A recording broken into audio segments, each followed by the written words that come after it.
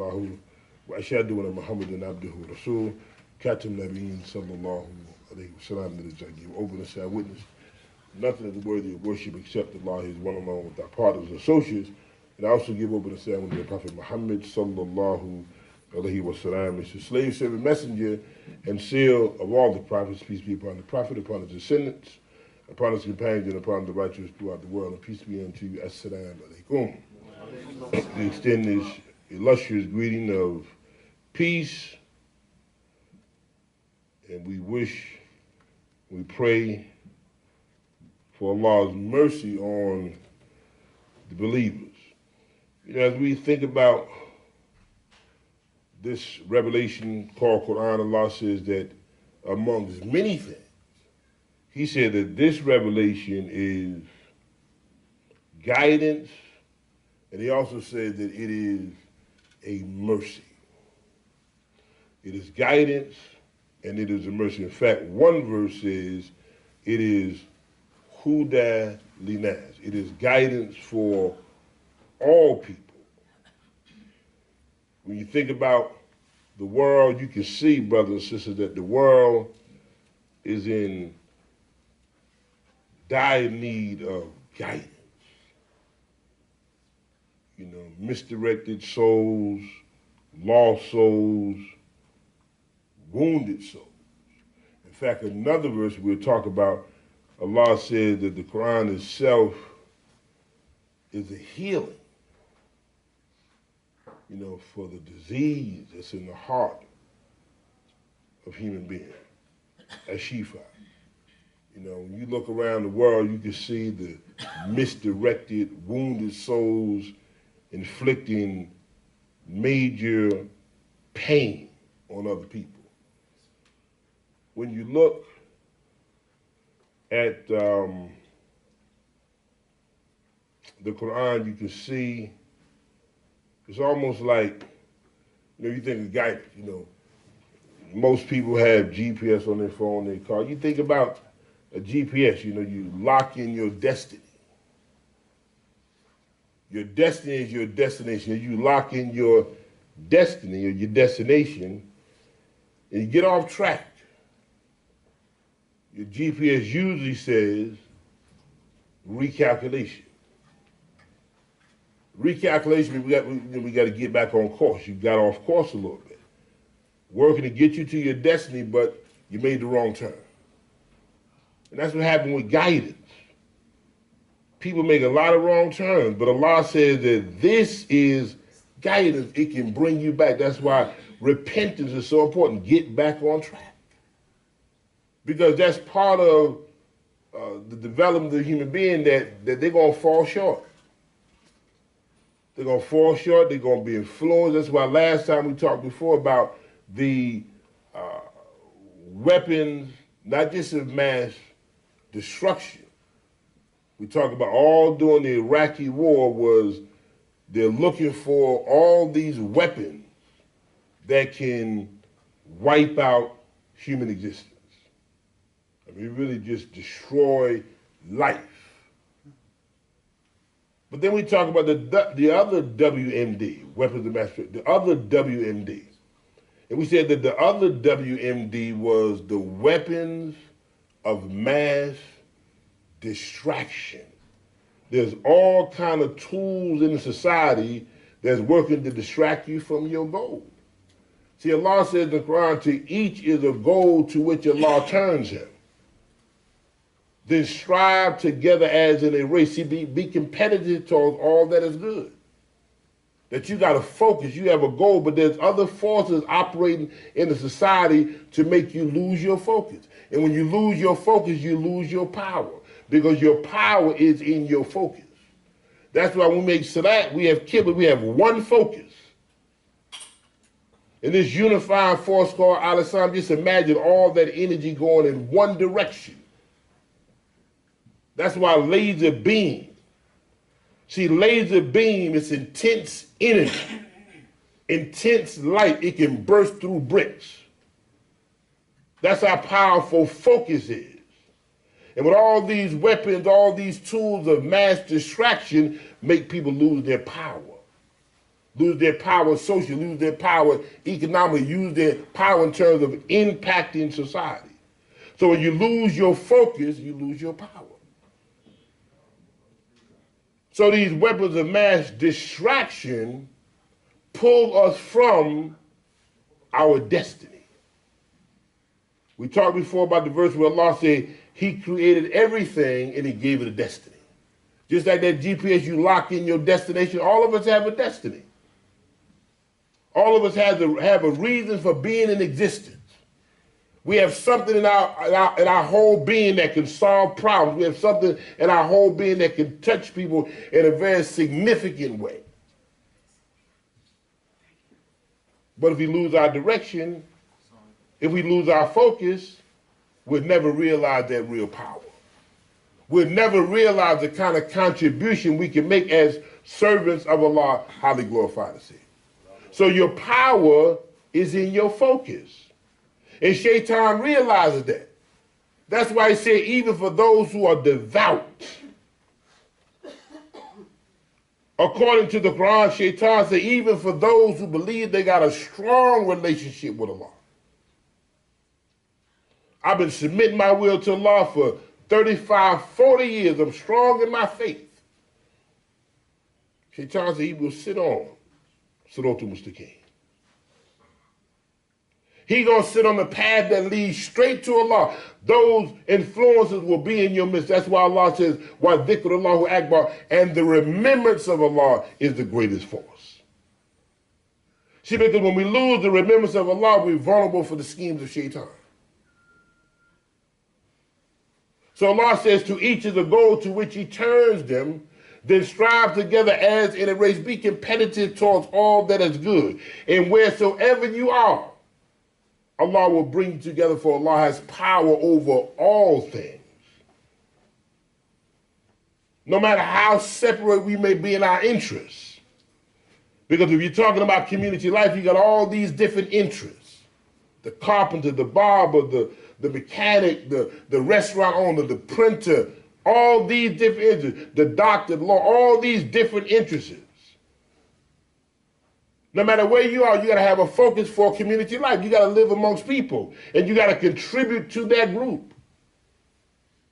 But if you're not aware and you're not conscious, Shaitan can make you lose your focus. In fact, Shaitan can make you lose your interest in people, where the sacredness of life has no value. And I know you've heard of the tragedy.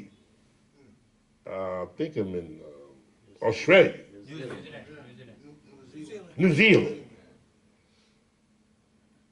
See, there was a time when there was a great respect for institutions of worship.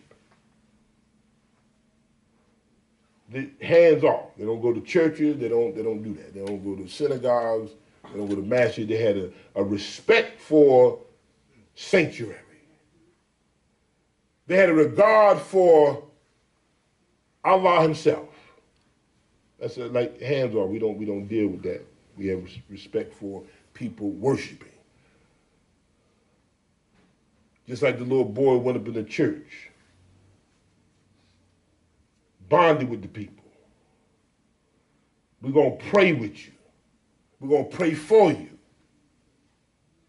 And turned around and killed them and left one alive. And I want you to let them know this is what I did. See, the sickness. That's what the Quran said. It is a healing for the disease that is in the heart of people. So he goes into the sanctuary. He goes into the church and he congregates, he fellowship, and he prays. And they felt glad.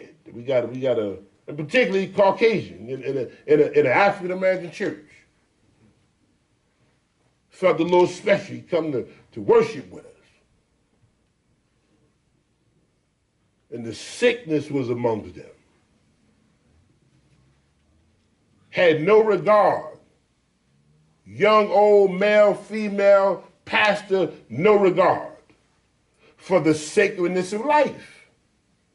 These are misdirected human beings who have been infiltrated. See, Shaitan got their spirit. That's why I mentioned to you before how the mission of Shaitan was to take the human being out of the human body. And then when you take the human being out of the human body, take the sensitivities, take the care, the respect, the empathy, all of that out of the human body, he begins to now put his influences into that human being. And now that human being works to destroy life. Because that's what hate does. Hate works to destroy life. So we find in New Zealand not just one masjid, but two. And I believe it was 47 people, 49 people. Not just the sacredness of life, but the place where Allah's name was elevated has no sacredness. That's not the first masjid they went and shot at. They blew up masjids all throughout the Middle East. There was a time when that would never happen. That's why Allah says in Asa, as time progresses, surely the human being is in a state of loss. He lost souls. As time advances, wickedness has begun to prevail. That's why you have all of the diabolical schemes running rampant in America, and the American people and the world have accepted all these perversions as being normal. We talked before about this idea of a new normal. See, anything that's normal, it don't become new. It's been normal because that's the very nature of it. But when you introduce a term of a new normal, here's something I want you to accept as being normal, although it's adverse to human development. So Allah says, as time progresses, while Asa inna l'insana lafi khusr, verily the human being is retarded. He's lost, but he's retarded. You know what retarded means? Retarded means that your growth has been limited. Your spiritual growth.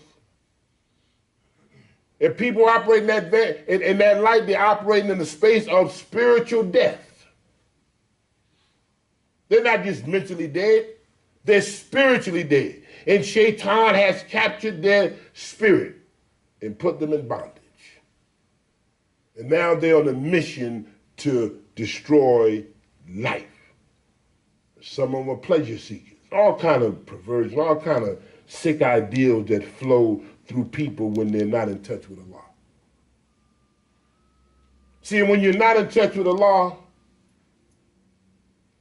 in fact, he says in the Quran, first he says, and be not like those who forget about Allah, and he causes them to forget about their own soul.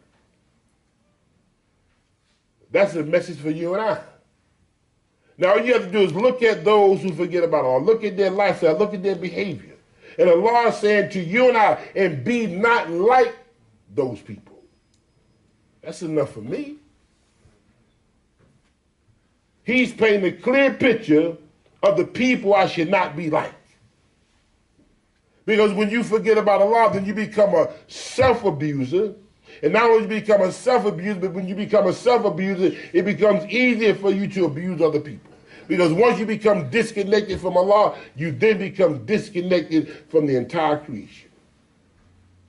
Because the way you treat his creation is based upon the level of connection you have with him.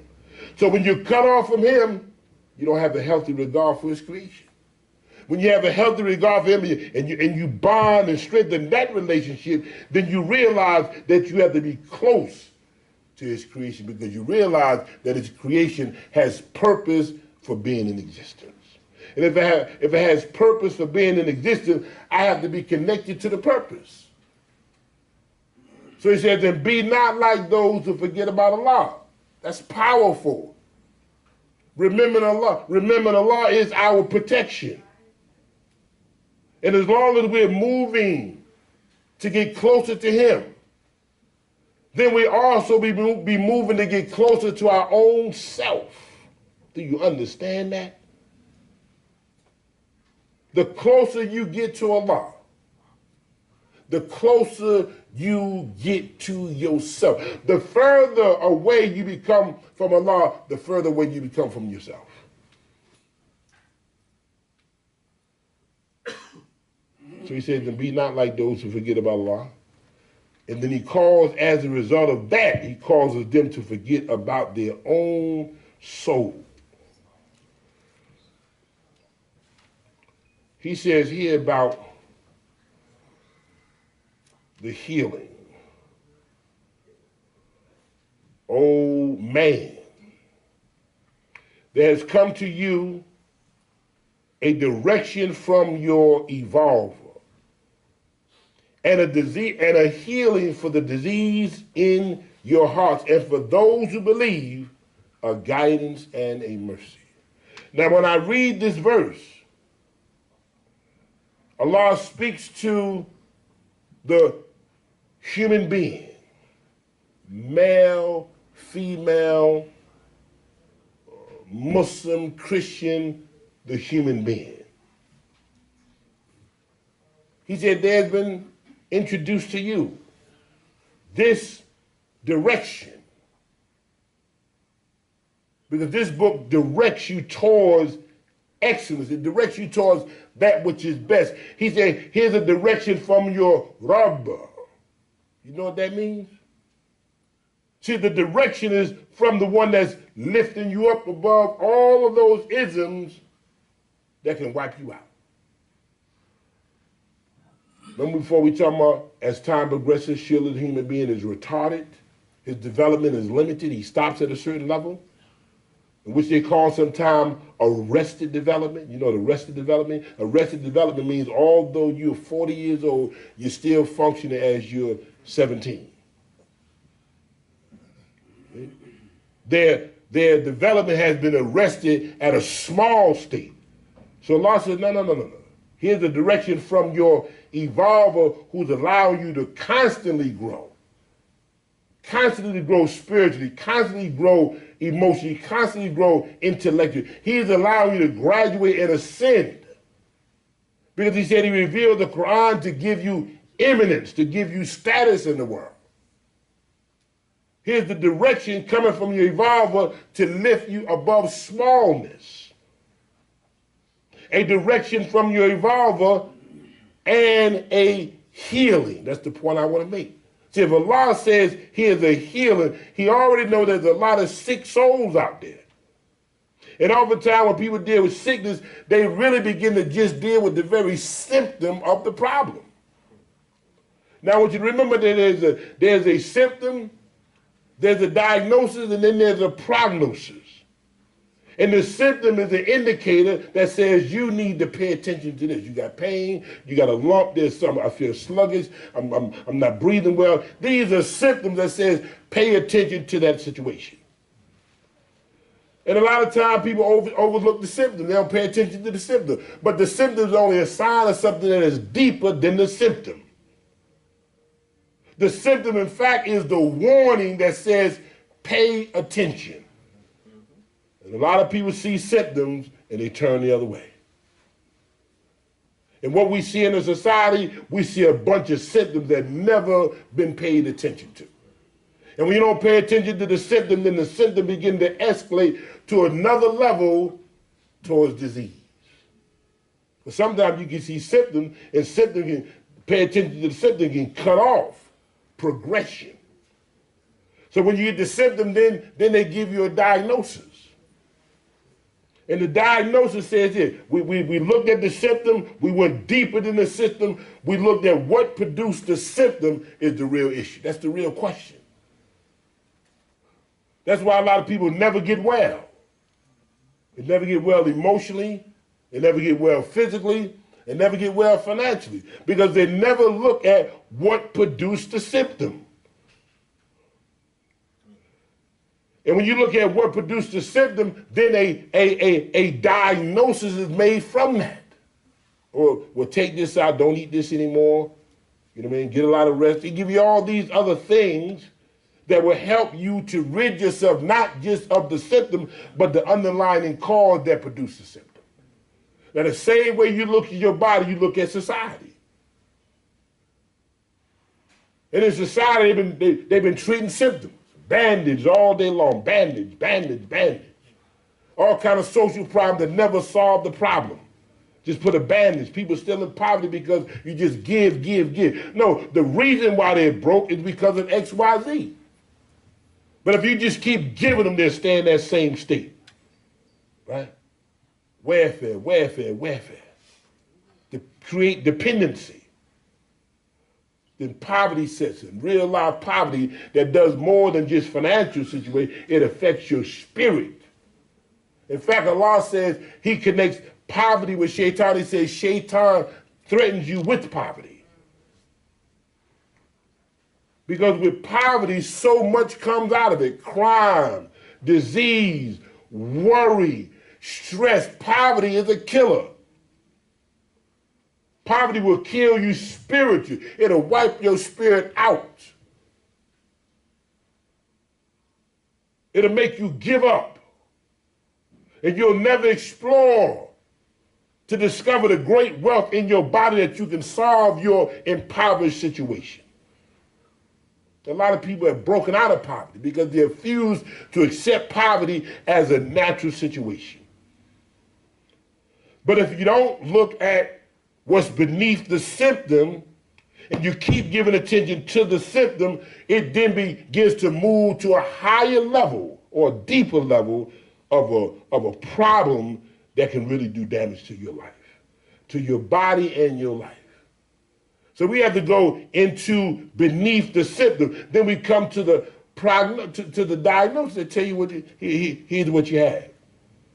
And if you don't pay attention to that diagnosis, you're gonna have a serious problem. Because then prognosis comes. You know what prognosis is? Prognosis means here is the end result of what will happen if you don't pay attention to the diagnosis.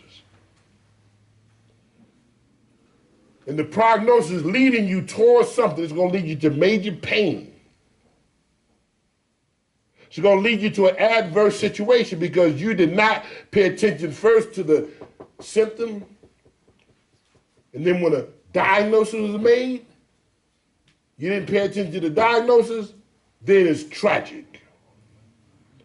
And that's what you find not just for a body, but you find for society. And people have already seen sickness and never addressed it. And then they wonder, wow, how did it get to this level? Because when all the flags came up, when the warnings on your dashboard in your car came up, you kept driving. Yeah, you kept driving. And then the situation got worse and your car is out. See, they've studied the human body with all these creative forms, cars and dashboards, television. They get all these little indicators say do this and do that. And if you don't do this and do that, this is what's going to happen. So we got diagnosis. So Allah says here that it is a healing for the disease in your hearts. Now watch this. And for those who believe, it's a guidance and a mercy. See, it said for mankind, for people, it's a healing for the disease in your heart. See, the believers shouldn't be walking around with a disease in their heart. A disease is you shouldn't be walking around with all this bitterness in your heart. As a believer now, as a believer, you shouldn't be walking around with an abundance of anger. I'm just mad just because I want to be mad. Because that's what happened. The anger goes off into what is called danger mode. Yeah, if you put a D to anger, that's what you got, danger. And if you don't check your anger, it's a problem. That's why Prophet Muhammad, peace be upon him, he said that the strong man is not the good wrestler, but the strong man is one who controls his anger. Because if you don't control that emotion can go into rage. And that rage can make you blind, you can't see. That's why it said, man, he just blacked out. He got so angry, literally, he couldn't see. Literally. That's part of the disease that's in a human being's heart. So the believer works to purify their soul. I don't want this resentment, because this resentment is locking the best up in me. I want the best to flow. If I'm bitter, resentment, anger, arrogance, the best can't flow out of my body. That's why we got to wage war on ourselves. We have to wage war on ourselves so the best can come out, because Prophet Muhammad sallallahu alaihi wasallam, he said Allah is good and accepts nothing but good. That ain't pleasing to Allah. Allah wants the best for us. We have to wage war on ourselves and bring out the best. So it said that, and it is a guide for those who believe, and it is it's a straight up mercy. But for people who are not working on themselves, the Quran says, "Qad aflaha min zakaha," and he is successful who purifies himself. He go to work on himself. He purifies his spirit. He spent time working on himself. She spent time working on herself to be a better human being. That's why this verse says a direction from your evolver, Rabb, who's allowing you to graduate and come up from inferiority, to come from weakness, to come from smallness, to take your rightful position as a strong, dignified human being, working on character. So Muhammad the Prophet said Allah is good and accept nothing but good. ربنا اتنا في الدنيا حسنة وفي الآخرة حسنة وقنا عذاب النار.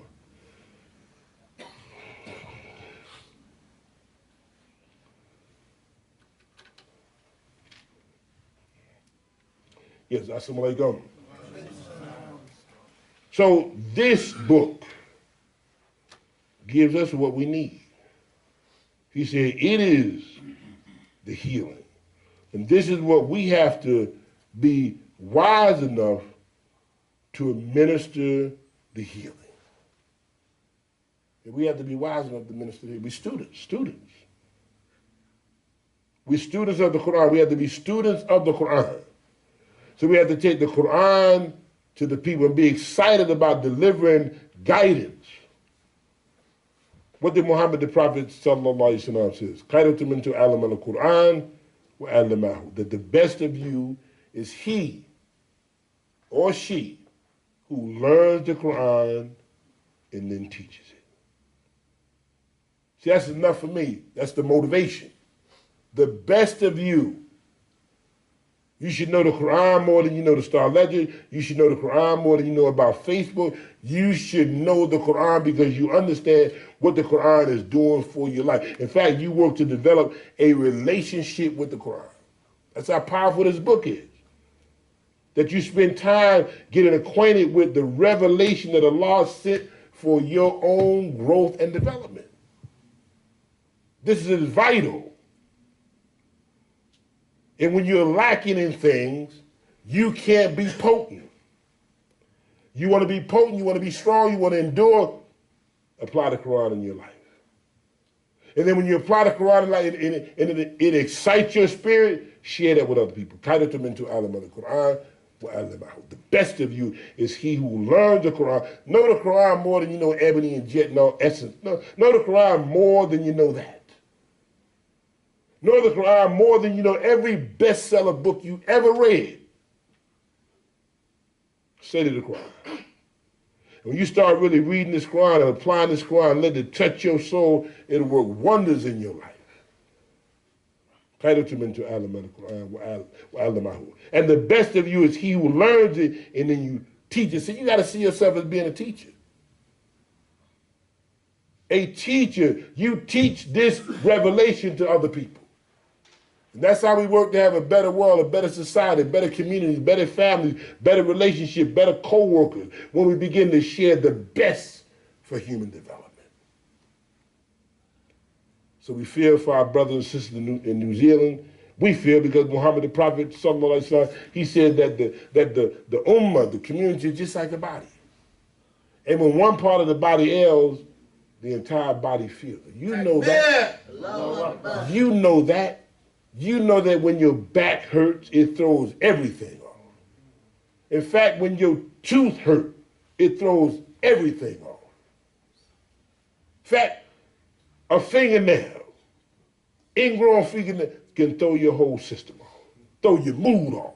He said that when one part of the body ails, the entire body feels. That's how connected. Why? Because it's been nafs and wahid. One soul. See, there's a soul-to-soul connection, one soul, and because you're from one soul, you feel the pain of another soul. Allah said He created the human being with nafs and wahid. Khalaqal insana min nafsin wahid. He created the human being from one soul. So we pray for our brothers and sisters. We pray that Allah have mercy on them. And we also have to be aware of the sickness that's moving in the world. The sickness that's moving in the world. And our shaitan is dominating. He's locking people up. He's capturing their soul. They become enslaved to shaitan. And shaitan becomes their leader. You know, shaitan is a leader. In fact, he's such a leader, Allah said that he watch you from places you can't even see. And he leads people from enlightenment into the depths of darkness. And then Allah says shaitan is the enemy to man and treat him like an enemy. And his whole mission is to destroy life. He's not a lover of life. Hate doesn't work to preserve life. The only force that preserves life is love. And love is the ingredient that's going to make all this better. And how we have to work to love each other so we can support and aid each other, to share with each other. And don't think that if a person loves you, it's a sign of weakness. In fact, that is a sign of strength, because Allah says He loves those who love others. He loves those who care and give to others to make their lives better. So we should be expressing to one another how much we love each other. That's powerful. And we love people for the sake of Allah. And we dislike for the sake of Allah. Because anything that works to destroy and impair life, we hate it. We can't love that. We only love that which helps to nurture life, that which secures life, that which embraces life and take that life to a space where it can grow and evolve. So Muhammad the Prophet said that we learn this Quran and share with other people. In fact, Allah says that Muhammad the Prophet, sallallahu alaihi wasallam, that his duty is to deliver the message. Do you know how much people are starving, thirsty for the message of truth? They're thirsty, they're starving, they're hungry because they know that's a deficiency in their body. Well, I was talking about the body a little minute ago, and I'm going to close. Talking about the body, a lot of things in the body literally is because of a deficiency. You got a lot of pain and aches and pain. In fact, I got a book said you're not sick, you're thirsty. It was just talking about the power of water, what the water does for the human body. And when there's a deficiency of water, it disrupts things. A third of your body is water. In fact, Allah said He created everything from water. And your body gives off a whole bunch of water every single day. So you got to replenish your body with water to keep the balance in your body. To keep the life moving in your body. If there's no flow, there's stagnation. So you got to give your body what the body needs. So your soul needs this in it. Your soul must be fed with the Quran. Your soul must be fed with the Quran. You should learn more of the Quran and then share this revelation with other people, and we'll find that we'll come into a greater experience, have better life, better experiences, and inshallah we work to have a better world. Peace be unto you. Assalamu alaikum wa